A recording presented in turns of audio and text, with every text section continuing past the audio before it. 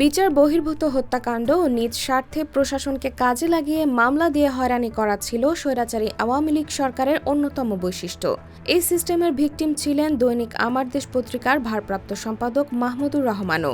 সম্প্রতি সাবেক প্রধানমন্ত্রী শেখ হাসিনার ছেলে ও তার তথ্য প্রযুক্তি বিষয়ক উপদেষ্টা সজীব ওয়াজেদ জয়কে অপহরণ করে হত্যার ষড়যন্ত্রের অভিযোগে করা মামলায় দণ্ডিত এই সম্পাদককে কারাগারে পাঠিয়েছেন আদালত। আত্মসমর্পণের পর রবিবার ঢাকার অতিরিক্ত চিফ মেট্রোপলিটন ম্যাজিস্ট্রেট মাহবুবুল হকের আদালত জামিন নামঞ্জুর করে এ আদেশ দেন।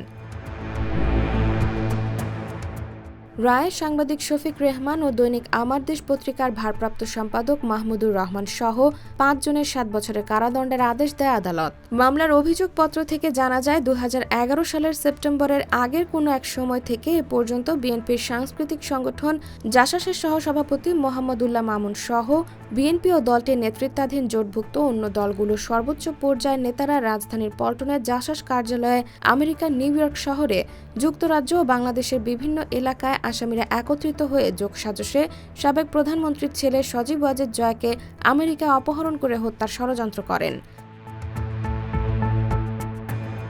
এ ঘটনায় ডিবি পুলিশের তৎকালীন পরিদর্শক ফজলুর রহমান ২০১৫ সালের ৩ আগস্ট বাদী হয়ে পল্টন মডেল থানায় মামলাটি দায়ের করেন।